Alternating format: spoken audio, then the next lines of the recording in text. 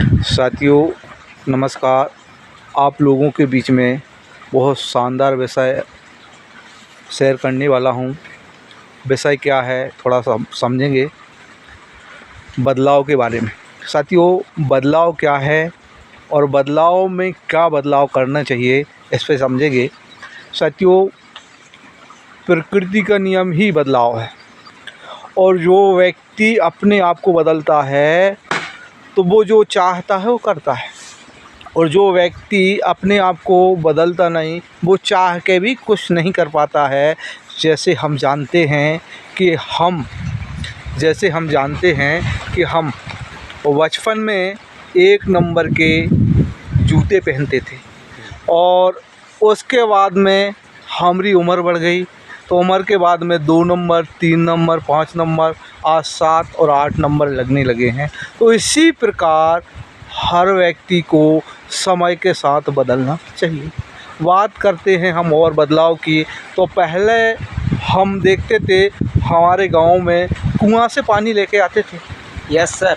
और फिर इसके बाद में बदलाव हुआ, फिर हैंडपंप से पानी लाते थे। Yes. पर इतना बदलाव हो गया सर कि हम आज देखते हैं कि हम बटन दबाते हैं और पानी भर के लेके आ जाते हैं। Yes sir.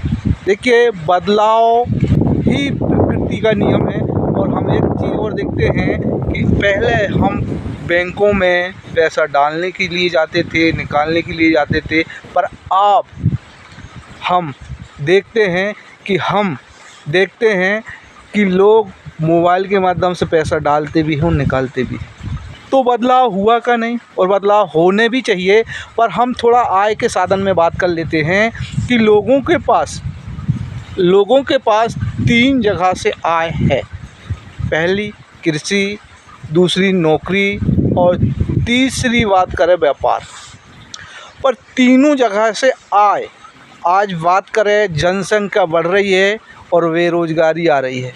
जनसंख्या बढ़ रही है, बेरोज़गारी आ रही है, खर्चा बढ़ रहा है और कमाई कम हो रही है। तो इस बीच में हमें बदलाव की ज़रूरत है।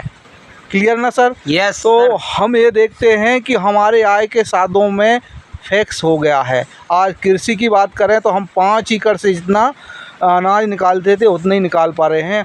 हम बात करें नौकरी की, यदि हम 20,000 नौकरी की जो तनख्वाह मिल रही है वो भी आय फिक्स है। आज व्यापार की बात करें तो कंपटीशन चल रहा है, तो उस पर भी आय फिक्स है।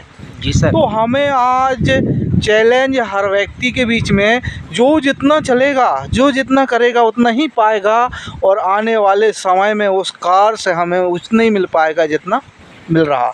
बात करें हम थोड़ा बदलाव की, तो बदलाव क्यों करने चाहिए और बदलाव क्या है।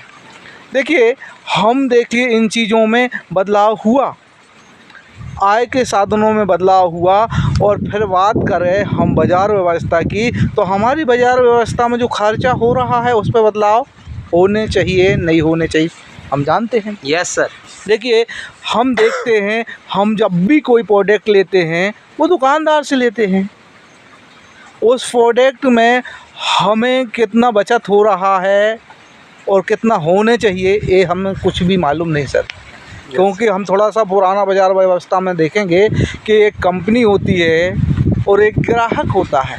एक कंपनी होती है और एक ग्राहक होता है, ये दोनों मैन होते हैं। यस। पर ये दोनों मैन होते हैं, पर कंपनी ग्राहक के नहीं जानते और ग्राहक कंपनी के नहीं जानते। इसके बाद में भी इनके रिलेशन पहले से भी अच्छे हैं और आज भी अच्छे हैं। यस। और बाद में भी रहेंगे।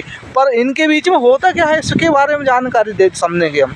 यस। देखिए कि जब भी एक कंपनी प्रोडक्ट बनाती है तो वो प्रोडक्ट ग्राहक तक सेल करने के लिए नहीं आती है। जी सर। ना ग्राहक कंपनी तक प्रोडक्ट लेने आते हैं।